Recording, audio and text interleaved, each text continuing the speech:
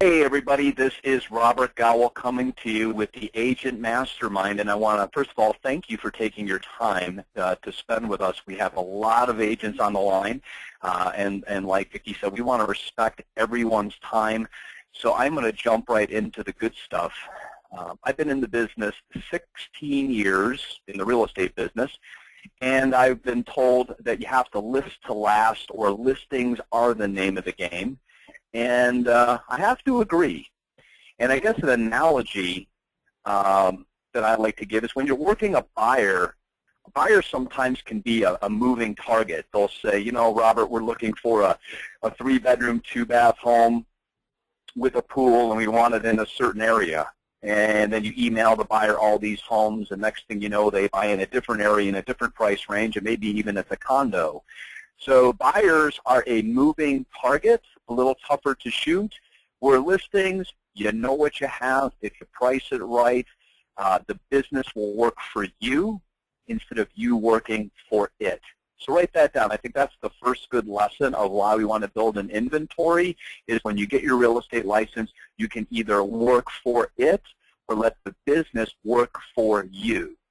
And so my goal for all of you on this call is let the business work for you. Go out there and build your listing inventory. So what I'm going to share with you today are 5 listing appointment fundamentals. These are 5 things you need to do on every single listing appointment. Okay? So let's go over what we're going to talk about for today's workshop. First of all, Robert.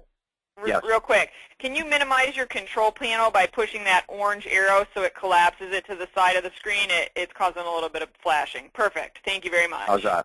You got it. Okay, so what we'd like to do is, for those of you who don't know me, I am going to start off with an intro, just tell you a little bit about myself. From there, okay, let me do this, I think. Why did I just do that? Okay, from there, I'm going to take you through the 5 listing appointment fundamentals. Then this is really cool. I'm going to talk to you about CMAs and how to get that 6 to 7% commission. So you're going to want to stick around all the way to the end. And then the last thing I'm going to talk to you about is how you can take your career and get it to the next level. So with that said, let's move along here. I'd like to start off with my real estate experience. I was licensed to sell real estate on October 19th, 1998. I started at Coldwell Banker. I was up for Rookie of the Year for the whole state of Florida, but I did not finish my first year. I moved on to RE/MAX. I was the broker manager of a company called Signature Realty, and my 4th home was Alexa Realty, where I've been since 2004. But I became a broker back in 2002. So for the last 12 years, I've been coaching, training, and mentoring agents. And by the end of 2012, my team had sold and closed over 1,200 homes, totaling over $250 million in production. And I think this is pretty cool. I got a call from Business Leader magazine. They named me one of their top 50 entrepreneurs for 2012. And at the end, I'm going to show you why that happened and some of the different things that I'm involved in and how I invested and where the opportunity lies for you on this call. So one of the things that I do, and I'd say I like to do well, is video. Video has changed my life. Video is part of the reason I am on this call instructing today. I would say 4 years ago, there wasn't a lot of people who knew who I was, although I was selling a lot of real estate. When I started switching to video, I got more national recognition. I started a show called Alexa Realty 411. So write that down, alexarealty411.com. Check out our videos, and if anybody wants any help or any pointers or any advice, we did a lot of things wrong in the beginning. It seemed like the first 6 to 8 months we went in the wrong direction. But we've been doing videos now for over 3 years. I do anywhere from 2 to 4 a month. And our show has been seen, it's actually in over 131 countries. It's a real estate talk show. I'm the vice president of a company called Florida BT Claims. We've helped realtors get over $4 million due to the Gulf oil spill. And I'm the founder and president of the Real Estate Academy, which coaches and trains realtors to live a better life and make more income. And last but not least, this is my family. I am married for 11 years. I have 2 boys that are 7 and soon to be 9, or excuse me, 9 and soon to be 7. My older son, Jacob, he's the one that's kind of got his hands around my neck. He looks like me but acts like my wife. And the little guy in the middle, you can see with that mischievous smile, he looks like my wife but acts like me. He's the one that your mom and dad said, I hope you have a kid just like you. Vicki, that's what I got right there with him. That's cute. That's cute. So you have a beautiful family. Don't be fooled by that little one for a minute. Okay. So here's where it changed for me. I had an aha moment in 2010, and it was when I saw an interview with Steve Jobs. And Steve said something that was really profound. He knew he was dying of cancer, and the gentleman giving the interview said, Steve, if you could pass along just one bit of information to somebody watching this program or this interview, what would it be? And Steve said, well, you know, you got to do what you love to do, because the only way to do truly great work is to love what you do. So for me, I started wondering, what's my passion? What's my purpose? And really, that is your purpose if you're on this call. Your purpose in life is to follow your passions, because here's how it works. If you find your passion, you will end up doing what you love. And if you do what you love, you will do great work. And if you do great work, you get paid well. And I think that's a little bit of a problem with the profession we have. There's a lot of people, they get into real estate and they just want to be paid well. And they don't really focus on doing great work. And so really this formula works best, and in my opinion, it's the only way it works from the top down. Do what you love, therefore you will always do great work. And if you do great work, the money just seems to follow. That is so true. Yeah, that really cuts home right there. So. Well, you know, and I remember we follow Scott that and I, too. Scott, we follow that here in Scott's office. So we make sure that everything that we put out there, we love to do it, and it shows, and we do great work. So that gives us our passion. That's the reason why we wake up every day. And that's really true. I mean, you should ask yourself, why do we put our feet on the floor every day when we get up out of bed? Mm-hmm. What excites us? I mean, if we're not excited, if we're dragging, our heels to get in the shower and we just don't feel like going to work, there's something wrong. And one of my passions, and this is going to translate into today's class, it's coaching baseball. I coached 2 baseball teams this spring. And one thing I always try to do, whether I'm coaching or teaching, is I like to seek out people that have more knowledge than I do. So as a Little League coach, my team came in 4th in the district. Out of over 32 teams, we made the Final 4. Very exciting. And but what I try to do is I always try to learn. So here the Tampa Bay Rays had what they called the Rays Initiative, where you got to go work with the Rays coaches for the day, and you maybe can see me with the red baseball hat on. But any chance I get to learn from somebody who's better than I am, I want to be there and I want to learn, and then we just go back and apply it. So as a baseball coach, there are basic skills, and here's where I'm going to relate this in a minute to real estate. If you brought me your son or your daughter and you said, make them into a great little leaguer, what we're going to do is we're going to break baseball down into just 5 categories: hitting, fielding, throwing, base running, and catching. And we're going to do this over and over and over and even over again. So when you think about real estate has 5 core fundamentals when you go on a listing appointment. So if you have a pen and a piece of paper, we're going to break down now, the 5 core fundamentals that you should use every single time when you go on a listing appointment. Okay, number 1, it's called rapport. And I want you to look at all the words on this screen. Rapport to me is finding a connection. If there is no connection with you and that seller, if you just have not connected, odds are you're not going to get that listing. getting that listing sometimes, it reminds me of dating. You know, if you're single and you're out and you meet somebody, the first thing you have to have before it goes any further is there has to be some type of a connection. And if there is no connection, it doesn't go any further. So it doesn't really matter, you know, how much real estate knowledge you have in the beginning or if you're the neighborhood expert. It's about walking in and connecting.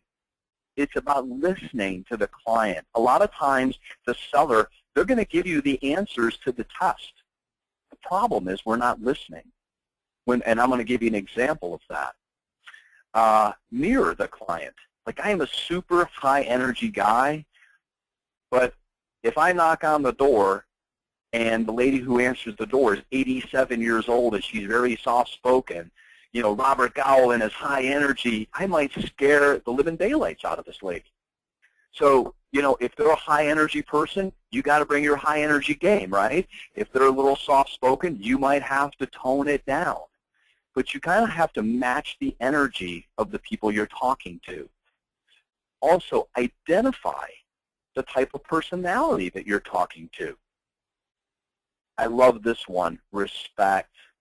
There's a lot of realtors that go into these homes and maybe they are the neighborhood experts or they've sold thousands of homes and they just, and maybe this is a $200,000 home and they're used to selling $500,000 homes and they just don't treat the sellers with the respect that they deserve. You should respect everybody and not go into your presentation until you've built rapport and you've related and connected with them. But all the words on this screen are very, very important. So step number one is build rapport. Now, Scott talks about this all the time. There are 4 rapport builders, and they're the most common things that most people like to talk about. And why I like to bring this up is because if you're in a situation, let's say you're working with a buyer, and they get in your car, and you just realize, I have nothing in common with this buyer. Or if you're over at the seller's home, like I said, I am 46, super high energy, 2 young kids, and the lady who answers the door is 87 years old. Odds are we don't have a lot in common.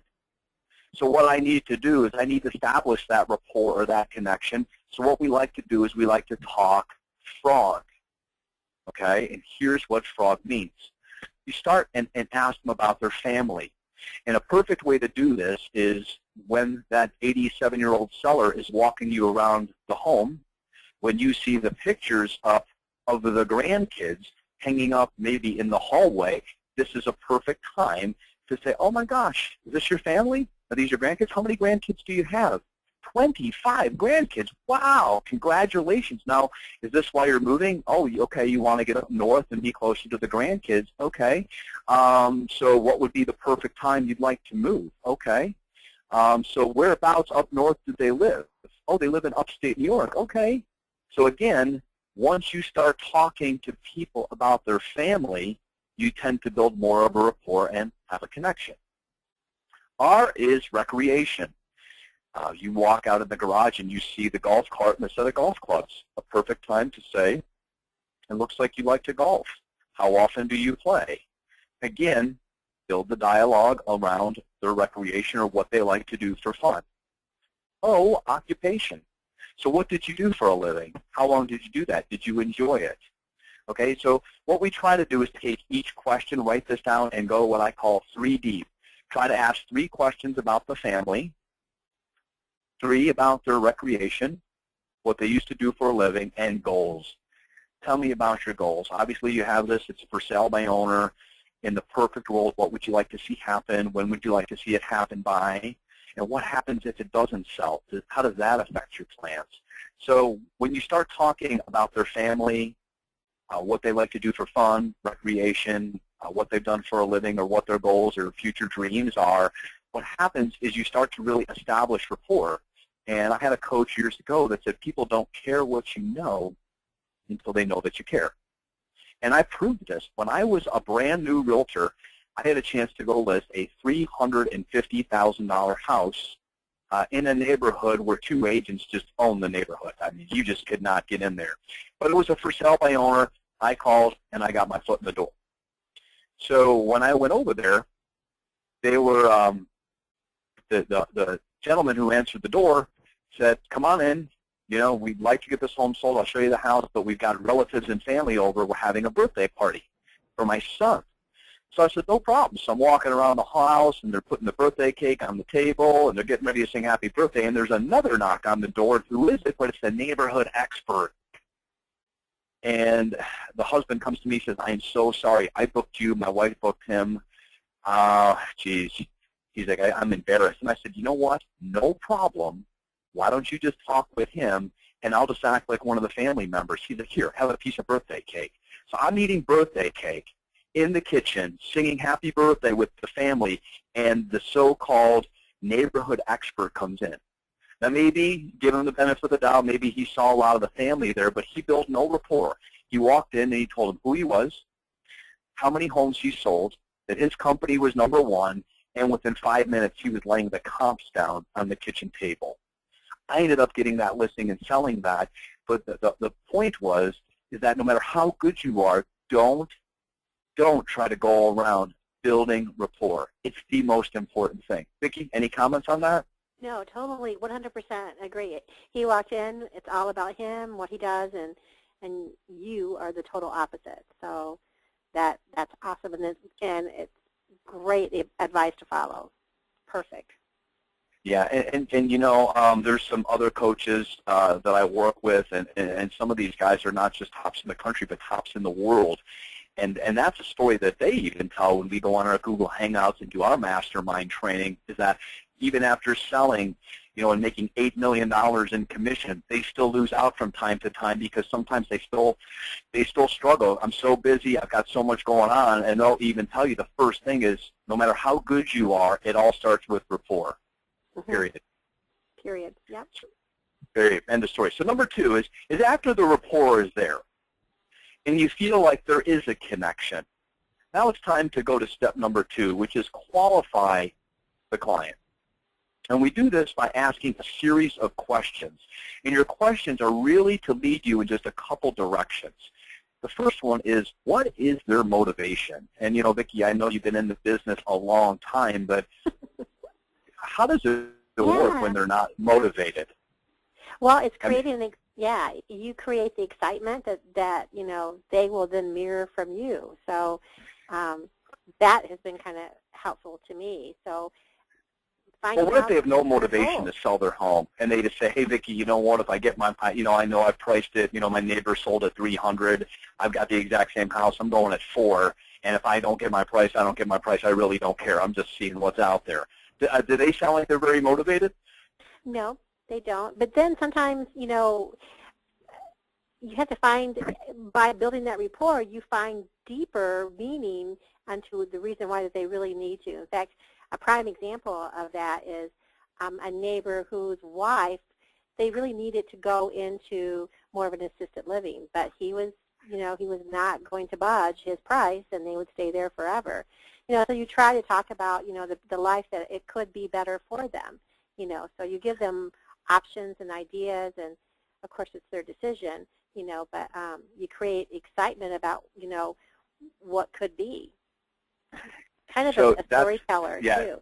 Mm-hmm. Yeah, so motivation is one thing I'm looking for, and the other is timing.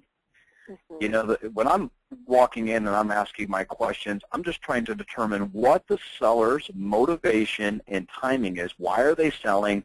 How soon do they need to sell by? And I'm looking to see if there's a problem, kind of like a doctor or a detective, if there's a way. And I'm going to give you a great example of this in just a few minutes. And I just put this in there. If it's a problem, this is your chance to offer a solution or get out of the way of somebody who can. And then the perfect scenario is coming up here in a minute. There's 3 pain points for home sellers, and it's your job to try to uncover what these are. Most of them have a fear of the property not selling at all, the fear of it not selling fast enough, or the fear of it not selling for enough money. So these are the questions you got to try to uncover. What happens if it doesn't sell? How is this going to mess up their plans? I mean, how bad do they need to get it sold? And again, what is the timing? What happens if it doesn't sell in 2 months, 3 months? What if it takes a year? How is that going to affect their plans? And then if it takes a year, how is that going to affect their bottom line? Are we going to end up reducing the prices? So how much money do we need out of this to make our future dreams happen? But there are the 3 pain points for the seller. Valid points, too. Yeah. Absolutely. So the first one, again, just a little recap, is build rapport. After we build rapport, the next thing we do is we qualify the seller by asking questions to determine what their timing and motivation is. Now that we understand what their situation is, we get it, we know why they're moving, when they're moving, what they're doing it for, when they need it done by, now it's time to give our presentation. This is why we showed up. Now here's just some tips I'm going to give you on how to give a great presentation. First of all, your presentation's got to have structure. It should have a logical order with an introduction, a middle, and some main closing points, and possibly a call to action, but definitely a call to action. Next, you should not go in and wing this. You should always practice, whether it's in front of a mirror, record yourself in front of a friend. Your body language is going to be extremely important. Your body language is going to say more than maybe you're going to say verbally. You need to smile and have confidence and make eye contact, especially when you're discussing commissions or fees. And, you know, I am animated. I always like to move around a little bit. If you're doing some type of lecture in front of a room, don't hide behind the podium. If you're doing maybe a home buyer seminar, move around a little bit. I always leave notes and handouts. I don't ever leave a presentation or leave somebody's house with them not having my information. I leave them a home selling brochure, my business card, and I always get their information, their name, phone number, and email address, at least those 3, name, phone number, and email address. Your speech, speak clearly, confidently, concisely. Never too fast, and do not use real estate jargon. They just don't understand it. Maybe it's the talk we use at the office, but the way we talk to our fellow realtors around the office is not the way we should talk to a seller when we're out on an appointment. Put your presentation on a PowerPoint, an iPad. Mine's on a PowerPoint. Similar to this, my slides are clean and simple. We have diagrams, charts. Interaction is huge. Always ask the seller questions. You don't just want to go into their kitchen and just speak at them. You want to ask them, you know, what they understand about the market, you know, again, what they know about it, how quickly do they think homes are selling in their neighborhood, where do they come up with the price. Get them involved, right? Get them more involved. Otherwise, I mean, when I was new, and I was trained on how to give a great listing appointment, I was told, you just go there and talk to them. But these people would roll their eyes and they were falling asleep. And when I started engaging them and making them a part of my listing presentation, things changed. And nervousness. And I'm going to tell you this. If you're walking into a listing presentation and you're nervous, do you know what the problem is? You're not prepared. You know, and so many agents, they're fine if they're walking into a $200,000 or $300,000 appointment, but if they call that FSBO and they end up getting $1 million or $1.5 million appointment, they're really nervous talking to a $1 million client. And you know, maybe when you get that $1 million or $1.5 million client, you do a little bit more preparation. And if you are properly prepared, you will never be nervous. You will always have confidence, and that's where I think nerves come from. Is, you know, when I do these webinars, we have close to 1,000 people. I'm not nervous at all, but I've done this now, you know, for the past 4 years. I rehearse this stuff and I prepare for it, and so therefore, whether I'm speaking in front of 1,000 people on this line today, there are absolutely no nerves. I believe in everything that I'm telling you. Okay, so you have to believe it. So write these. You know, these points down: structure, practice, body language, leave a handout, your speech, your PowerPoints, your interaction with the client, and don't be nervous. Let's go on to number 4. Now, how many times have we seen a realtor get just the best presentation in the world, and at the end of that presentation, they're just hoping the seller jumps up and says, okay, I'll list. Yeah, absolutely. You know what? You have to ask for the sale. And I love this. It's the ABCs of selling. Always be closing, because you know what? You can't get if you don't ask. So after I give a presentation and I'm finished, I will ask Mr. and Mrs. Seller, okay, so you've seen my presentation, so I'd like to start with, are there any questions? Ms. Seller, do you have any questions? Mr. Seller, any questions? Okay. Well, if you don't have any questions, would you like to get started today? Ask. They're not going to tell you, but here's why we don't ask, and this is number 5, and I'm going to spend a little bit more time on this. It's people don't ask because they don't want to hear what the answer is going to be. And I'm going to tell you, most of the time you ask a seller to list with you, I mean, almost 8 out of 10, they're going to say no. Especially if you're doing a for sale by owners or expireds. It's not because you've done a bad job presenting. It's just because they need to think about it. They might have other realtors they're interviewing. They might have to talk it over with another family member. So, you know, you have to go through a series of no's before you get a yes. And I'm going to give you a few tips on how to handle objections, and then I'm going to give you a scenario that one of my coaching students have. And Vicki, I want you to be a part of this, and I'm going to show you how the correct way to handle this was. But when you ask a seller, are you ready to get started today, almost expect that you're going to hear no. This way, when you get a no, it's not that big of a deal because you were expecting it. I think where we go wrong as realtors is we want to, yes, we want to convert so bad, so we'll give a great presentation, and they don't really say at the end of our presentation they want to list, and then we don't really ask for the business, and we end up walking out the door. Ask for it. Yeah, and feeling disappointed. Yep. Mm-hmm. Yep, ask for it, and just say, as soon as I ask for it, I know what the answer is going to be. I'm just prepared. The answer is going to, now if it's yes, we're good. You know, there's nothing else to talk about. Just shut up and sign the paperwork. But expect that the no is coming.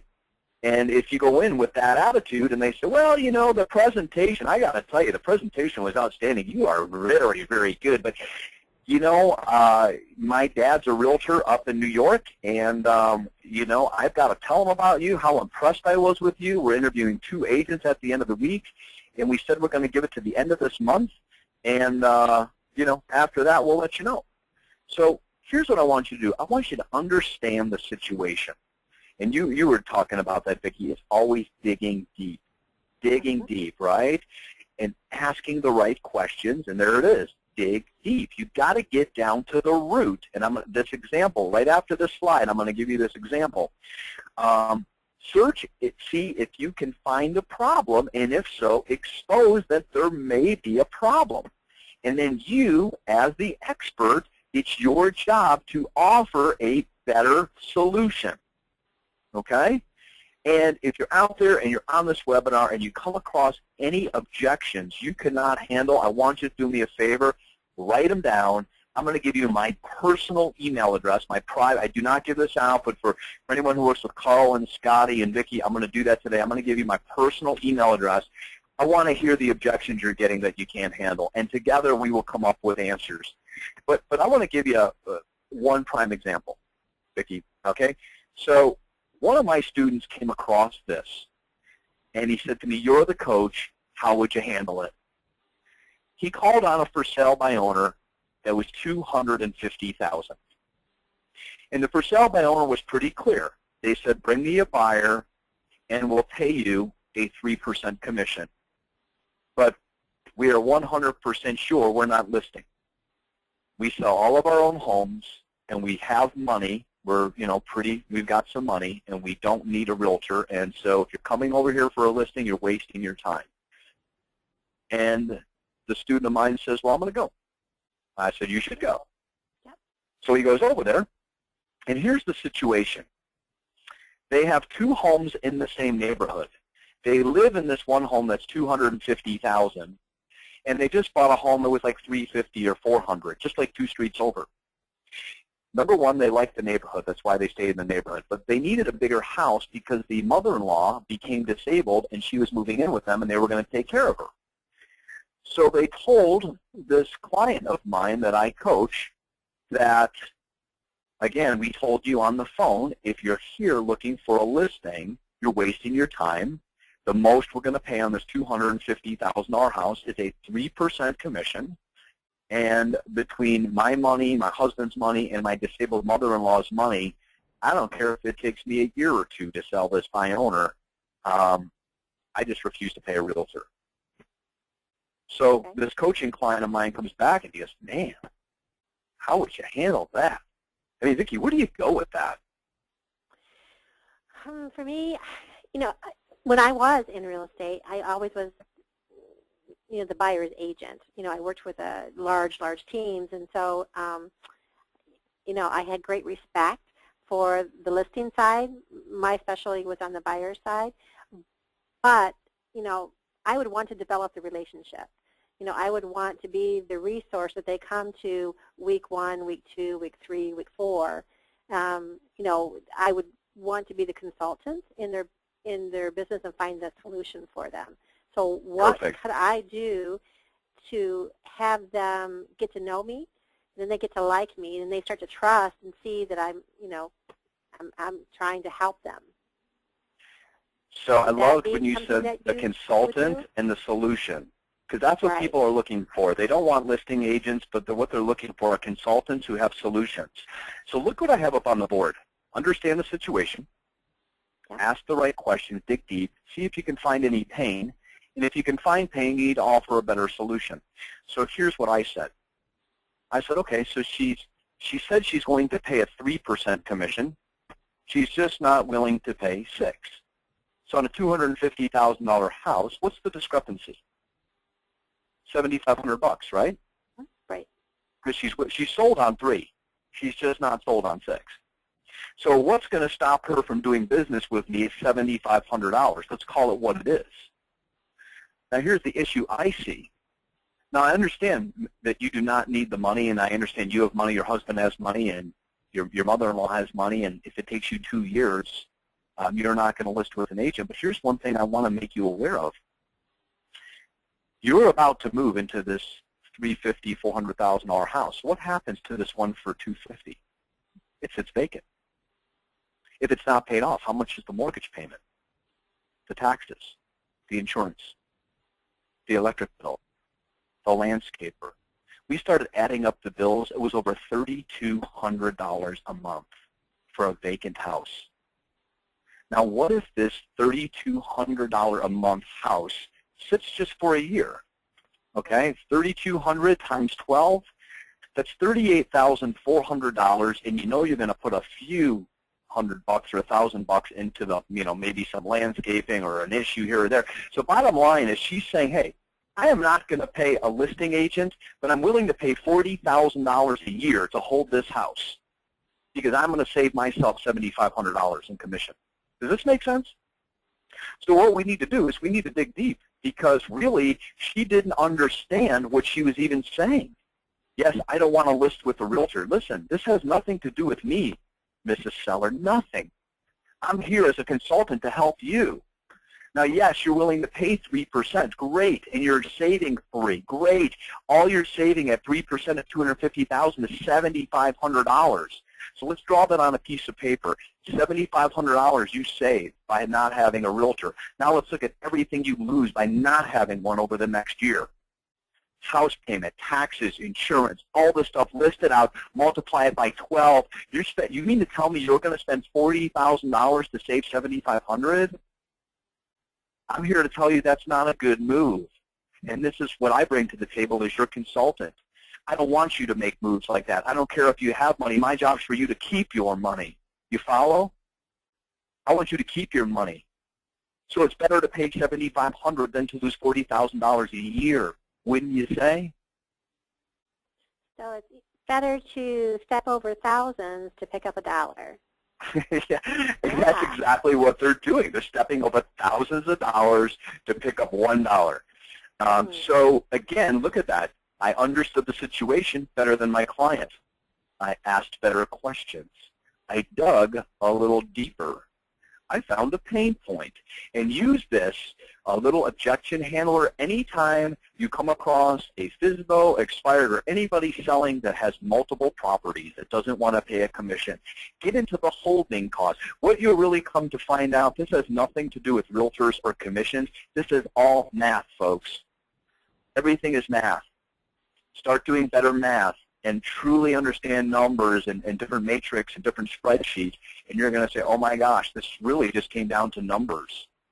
So just wanted to throw that out. So here's 5 words. You can't change the facts, right? Facts are what they are. So well, they can appreciate when you point this stuff out, the other agents aren't pointing this stuff out. I'm going to tell you that right now. They're just over there trying to convert. Mm-hmm. So here's 5 words to remember when you go on a listing appointment. Focus on conversations, not conversions. 5 simple words. Focus on conversations, not conversions. We all know we want to convert. Of course we do. We want the listing. We want it. Well, there'd be something wrong with us if we didn't. But don't go in there even thinking about it. All you're doing is going in there trying to make a new best friend, because here's why. It's the conversations that will turn into conversions. So your job as a real estate agent is to get in these doors and have meaningful conversations and try to turn your conversations into conversions. So let's do this. Let's go over the 5 basics of a listing presentation. Number 1 is rapport. And you got to do these in order. You walk in the house, you walk in the door, the first thing you're doing is establishing a connection. Once that connection is in place, the next thing you're doing is you're asking questions to qualify the client, to see if they have timing, motivation, what their reasons are for doing what they're doing. After you truly understand their situation, it's time for you to give your presentation. And I went over all the different ways and the different things that you should have in your presentation and how you should break them down. When you're done, ask for the sale. Ask for it. And expect the no is coming. And if you're expecting the no, you're going to be fine.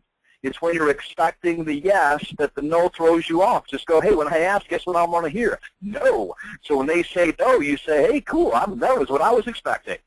So then it's your job to handle these objections and then to continue to follow up. Here's a study on follow-up. Write these stats down. Did you know that 44% of salespeople quit after the first time they hear no? So, listen, we got to think about it. You're really a real nice guy, but I don't think so. 44% of the people are out. An additional 22% after the second time they hear no. So all you have to do is tell a real estate guy no twice, and you're getting rid of 2/3 of them. That's it. No, I don't think so. Hey, it's still not a good time. You have to call me back. 2/3 of them you'll never hear of again. An additional 14%, the third time they hear no, will quit. And an additional 12% of salespeople will quit after the 4th time they hear no. So here's what it adds up to. 92% of all salespeople quit between the 1st and the 4th time they hear no.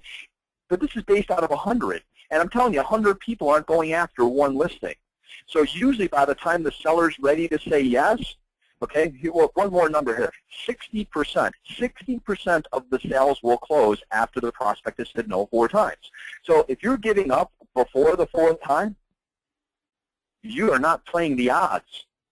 And that's what this is really about, understanding. This is that math thing again I was talking about, understanding math, understanding numbers, not taking it personally. 60% of the people are going to say yes after they've said no 4 times. Why? Because they have other people to talk to. It might not be the right time. They might just be busy at their job. I had football camp. My wife's out of town. I had to get home yesterday, and I had to get 2 kids to football camp to 8:30 at night. If somebody would have telemarketed me yesterday, listen, I don't have the time, okay? So that's a no. So you got to follow up, okay? So 8% of salespeople are left when the prospect is ready to say yes, and I'm going to tell you that comes down to maybe 2 salespeople, maybe. So if you want to know how to get more listings, you need to be there when the seller's ready to say yes, and you need to find a way to get in front of these guys. And we have classes on this. So here's just something I pulled off the internet. This is a little study on how we learn as people. I just thought this was interesting. So if you just listen to a lecture, you're going to retain usually about 5% of that. Maybe if you read something, you'll retain 10% of that. Today, maybe we had a little audio-visual presentation.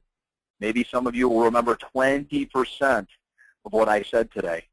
If I did it live, if you came to see me live and seen a live demonstration, 30%. If we did something interactive, we were part of like a mastermind group where we were doing coaching and discussing things, you would retain about 50%.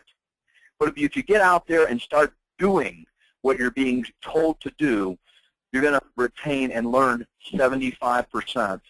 And there's only one thing better, okay? But for most of the people on this line as realtors, they're not teachers.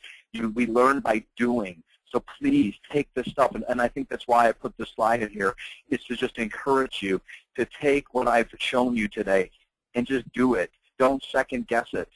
Just do it. And I'm sure Scotty always sends the replay out. Please take it, listen to it again. But it's not going to do you any good just listening to it or showing it to a friend. Get out there and practice this stuff. Right. Here's a few bonus. To your slide Go ahead. that you talked about, Robert, in the very beginning. How to, doing it over and over again. The pitching, the batting, that kind of stuff. It's role playing, actually. It's honing your craft, really. Repetition is the mother of skill. If you want to be better at anything, it all comes down to reps. My son, he wants to be better at certain things, and so you just got to do it more than the other guy. You got to do it more. Every time you do it a little bit more, you train yourself a little bit more. So here's a few bonus slides. I was on a mastermind with some of the top agents, not just in the country, but in the world. And here were some things they were discussing. And I just thought these two slides were really interesting. So these are kind of like your bonus slides. We were talking, we got on the subject of CMAs. And here's what I'm seeing. A lot of the top agents across the country, when they're going on that listing presentation, they're not bringing CMAs. I found this really interesting. They're saying that's the way they differentiate themselves from the competition. And so when they walk into a home and the seller says, so what do you think my home is worth? Did you bring a CMA? They're saying, well, how could I have brought a CMA? I haven't even saw your house yet. I mean, look, you've upgraded this and you've done all this great work out back. You mean to tell me some of these agents brought CMAs without seeing your home? Wow, would you differentiate yourself from the competition? You actually, and this is another reason to get back in front of, well, what I'd like to do is now that I've seen your home, I'd love to run some numbers and maybe, come back and really sit down and discuss this with you further. Another agent said, well, if an agent has done a CMA without seeing your home or a CMA, really just shows what properties have sold for in the last 6 months or in the last year. To me, that's like looking in the rearview mirror. What we're trying to do is find the seller's bottom line, and a CMA can make a good appointment go bad quickly. I'll give you an example. I was on one that I really feel is going to sell at $450. They were for sale by owner for $520. Okay, the comps say $450. They're at $520. Wow. So we did not do comps. Or I did not do comps. My assistant showed up with comps. And she said, well, I'm going to show them the comps. I said, do not do that. And so when we got to the point of discussing what the house was worth, somehow and these people, they were an old Polish couple, and they were feeding us. They were feeding us. I haven't drank, they were drinking Rianiti. I haven't had Rianiti in a while. So, they're drinking wine, feeding us. This couldn't have been a better appointment as far as rapport-wise. They loved us. The seller was trying to hook up my assistant with his son, who's 31. He's like, so this was really a true love fest, rapport fest. But as soon as my assistant threw out what she felt the comps were, he hit his hand on the table and he said, no way, I would not do that. And I said, well, wait a second.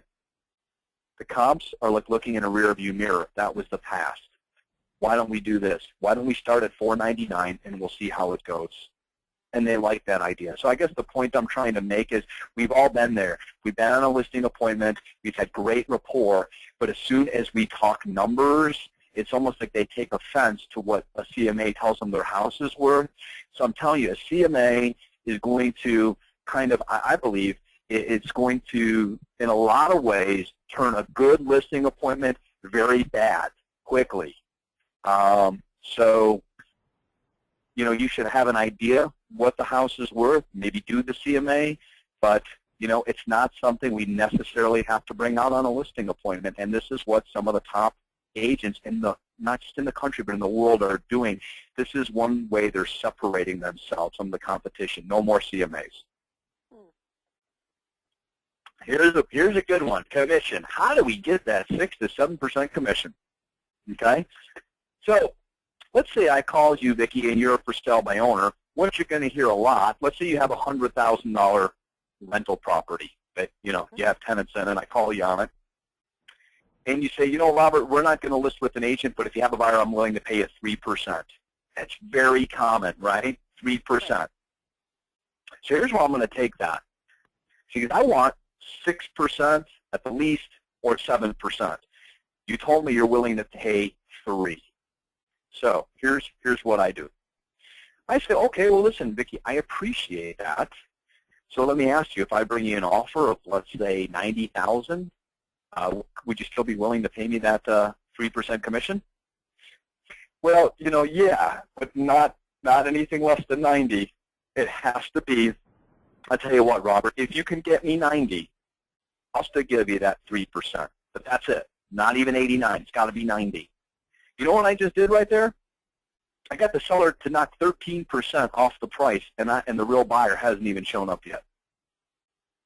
So before you call these people, or when you are meeting them in person, and when you are discussing this commission in person, and they tell you, well, I told you on the phone I'm willing to pay you 3%, you should already know in your mind before you go in there what 90% is, and ask them, if I bring you an offer at such and such, would you consider it? And right then and there, they're going to bring the price down even more if they say yes to the $90,000 and the yes to the 3% commission. Like I've said on that third bullet point, they have already reduced their price 13%, and the real buyer hasn't shown up yet. Now when the real buyer does show up, and instead of 90, he's a cash buyer and he's there at 87 or 85,000 cash, they will knock off another 3 to 5% once the real buyer shows up. So how this works out is, and it doesn't happen all the time, but a lot of sellers, they will come off 16 to 18%. They won't act like this on the phone. They'll tell you on the phone, bring me a buyer and I'll pay you a commission. Now you have to throw the offer price out. Okay, well, an offer of this, that wouldn't be insulting, right? No, I'll still work with you here. They just reduced it more. Now, again, when the real buyer shows up, and that's in the ink, on the paper, and it's signed, they're going to come down even more. So you got 3 chances to get that seller down. One is, again, in the beginning, they're going to pay that 3%. Then you got to throw the offer out. If the offer is this, would you still consider it? And then, again, understand when the real buyer shows up, they're going to come down again. So if they will come 16 to 18% off their price, believe me, there's plenty of room for your 6 to 7% commission in there. Does that make sense? Makes perfect sense, yeah. Okay, so we're getting down to the last few slides. So here's what I want to talk about. We have about 10 minutes left, and I want to talk about how to take your career to another level. If you haven't read this book, it's a great book. It's by a man by the name of Daniel Coyle, and it's called The Talent Code. And what Daniel Coyle did is he not just searched the country, but he searched the world for all the hotbeds of the greatest talent known to man. He went to a little Russian tennis camp in Siberia. He wanted to find out how this little small Russian tennis camp could produce more top 20 players than all of the whole United States combined. He went to a little music coach in Dallas, Texas, who produced like Britney Spears and Ashley Simpson, Jessica Simpson, Ryan Cabrera. He wanted to see what all these hotbeds, he called them hotbeds of talent. He went to these football camps where they produced some of the greatest football legends of all time. And here's what he calls his 3 secrets to greatness. You want to see what the 3 secrets to greatness are? Yeah, I do. Here's what he put in there. 3 key ingredients to greatness. Number 1 is motivation. There's no way I can help any of you get any better if you're not motivated. You have to want it, and you have to be motivated. So they realized that the people who were really succeeding to the highest levels were the most motivated.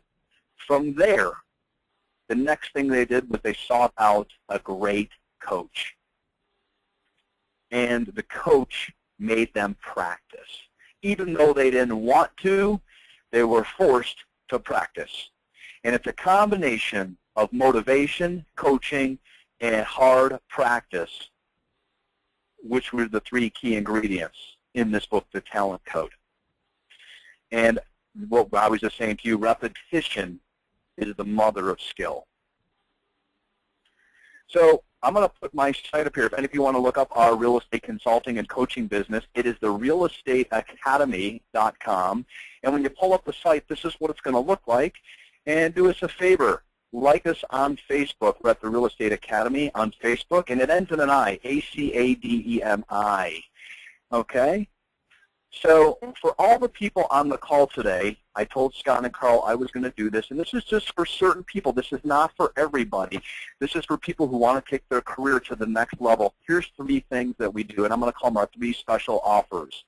Okay? We offer 3 different coaching packages, so let me go through them. The first one is called our Bronze Package. And what we do is you work with me, not one of my coaches. I will coach you. We will do 2 30-minute calls just with you, not thousands of people like on the line today. 2 30-minute calls every single month. Normally we charge $400, but when we sign a 6-month commitment, we drop it down to $297. Here's what it adds up to, Vicki. 6 months at $297, this is what you pay over 6 months, $1,782. That's the equivalent of selling a $60,000 home to break even. So we work together twice a month on the phone, one-on-one. I'm hearing what your problems are, what your situation is. I'm offering suggestions. I'm showing you my strategies. And if I can help you sell one $60,000 home, just one, in 6 months, you break even. If I can help you sell a $200,000 home, you're going to make 6. The cost of the coaching is $1,782. Let's say I can help you sell 3 homes over a 6-month period, just 3, valued at $200,000 each. You would make $18,000 more than you would have made before. So that is our Bronze Package. Well, next is for the people who want. Go ahead. I certainly wouldn't want to come up in competition against you on a listing presentation. That's for sure. Well, I'm going to show you. I've got a guy that I'm coaching right now. He got 20 listing appointments in the last 2 weeks, and that's worth the $297. He's only at $297 a month. So think about that. In 6 months, he's going to pay me $1,782. He got 20 listing appointments in the last 2 weeks. He's going to pay for me within the first month and the last 5 months, and he can keep this knowledge for the rest of his life. Mm-hmm. Here's our solar package. These are for people who want to talk every single week and be held accountable. We talk every single week or 4 times a month. We put you in on the calendar, and I'll talk to you. We do it 30 minutes. I call you every week, and I want to know what you're doing, and I'm keeping you on track. It's normally $800, but when we do 6 months, we knock the price down heavily. And, again, we think about the cost. It's not expensive. It's all about an investment. 6 months. 6 months. And it's less than $3,000. So if I can help you, Vicki, if you and I work together every single week, just like we did now, one-on-one, just Robbie and Vicki, you'd have to sell $100,000 home to break even. That's it, just one. And if I can get you 10 listing appointments a week, like my buddy Chip's doing, I'm going to show you that in a minute. Okay, here's the breakdown. If you can sell 1, you break even. 2 at 200, this is what you make. And if I can help you sell 4, I mean, it's endless what you can make with this, and it's proven, and it's working.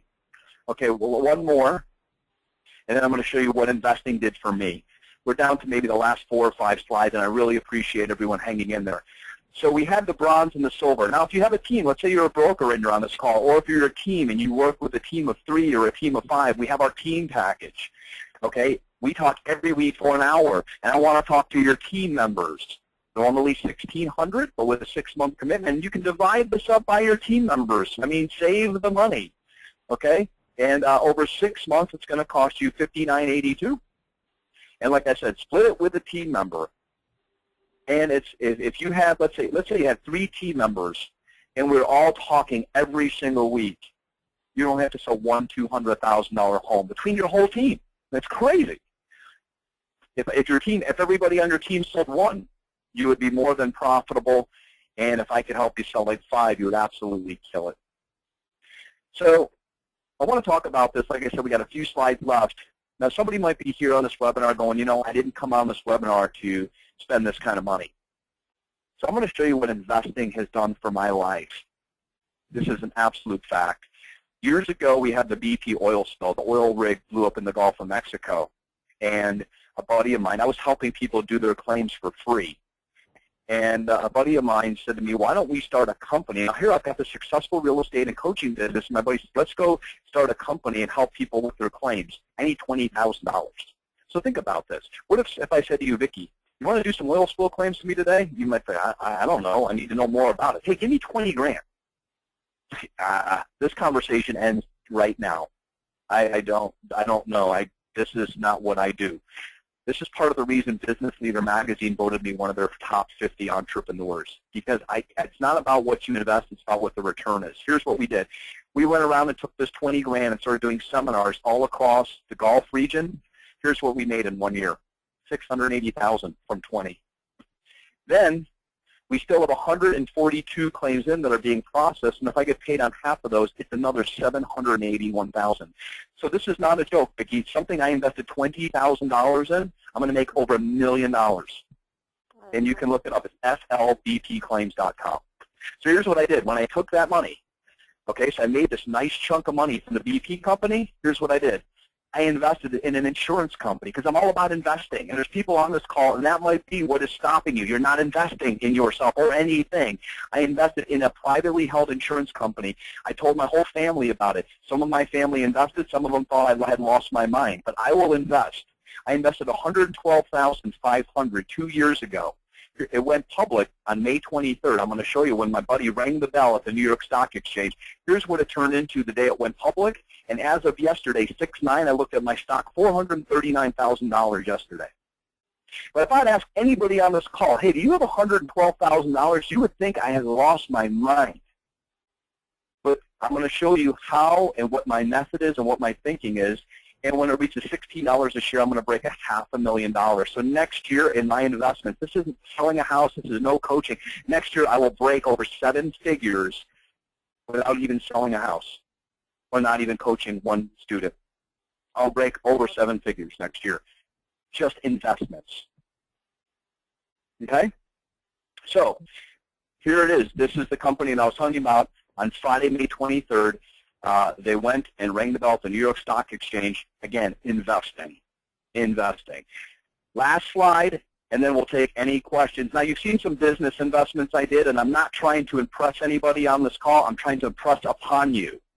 Again, I'm not trying to impress you. I'm trying to impress upon you. This is what I did with my business.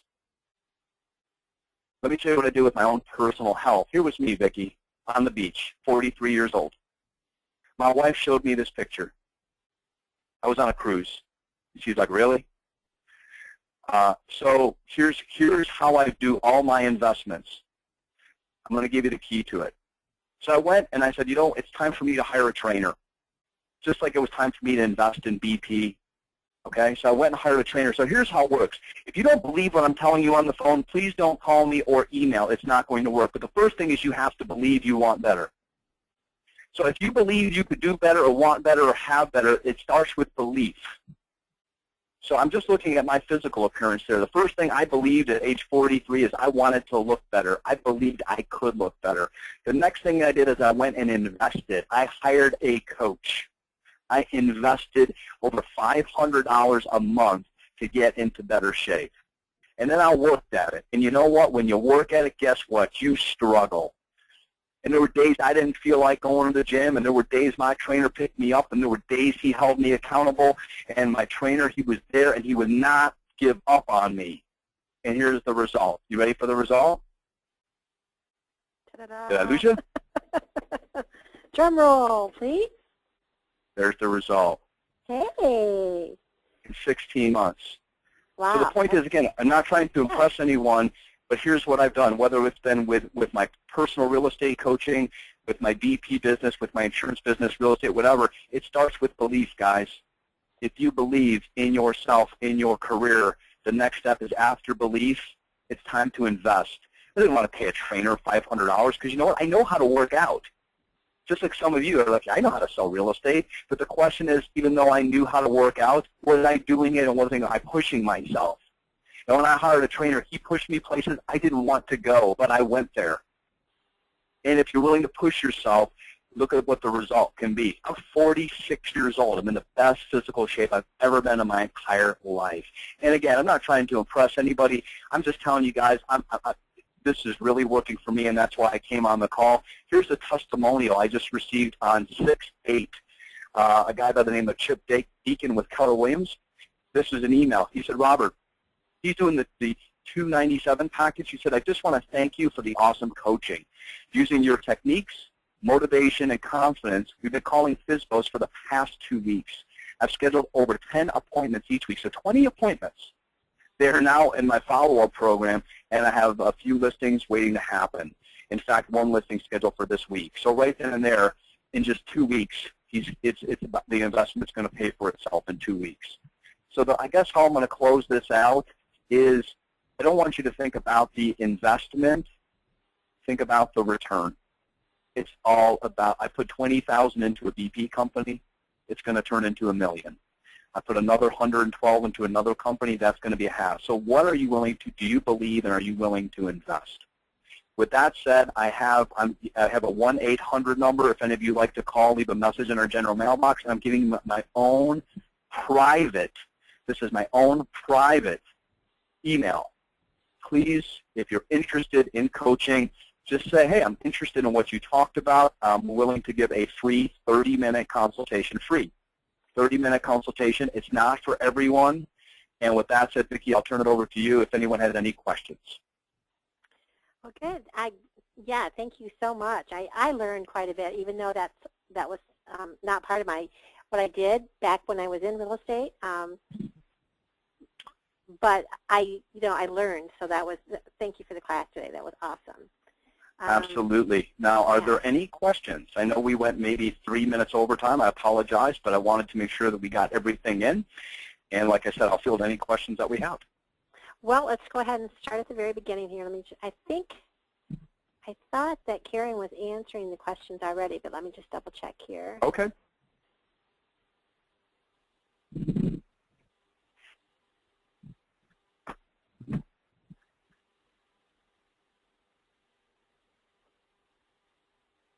Can you confirm your, how about your YouTube channel, Robert, that they can follow some of your videos? Do they just look for you on YouTube? I switched to Vimeo. There's a few songs and a few little splices I like to put in, and YouTube started stopping them. So what I did is I went to private hosting on Vimeo, V-I-M-E-O, and they can follow my blog at AlexaRealty411.com. Alexa Realty, A-L-E-X-A, Realty411.com. Okay, great. How many agents do we have on today's call? I think we had close to 800 after maybe a little bit more. Just wanted to, Kenny had asked that question. And let's see if there's anything else in here.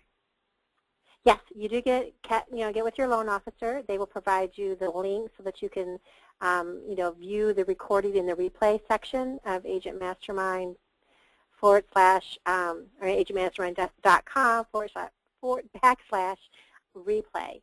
And then you'll get your password so you can watch this. Normally it takes about 24 hours to upload the class to our server, so I just want to let you know about that. I'm sorry if you guys could not hear me too well. My mic was not working, so I was on a headset. So I apologize on one of the comments that they said there. And okay, I think we're all set here. I think we've answered all the questions. Karen was busy taking care of all of them. If there's not, shoot Robert an email. Obviously, I'm available on Facebook too as well, or VickiRice3@gmail. I'm Scott's partner. I don't know if I introduced myself in the very beginning.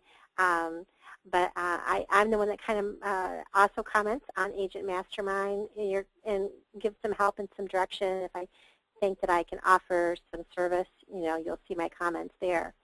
So I think we're good to go. Thank you so much, Robert. And thank you, Vicki. It's always a pleasure. Oh, I'm so proud to have you on here, so that's awesome. Okay, have a great day, and we will see you next week at the same time, same place. Thank you. Thank you very much. Bye, everyone. Bye.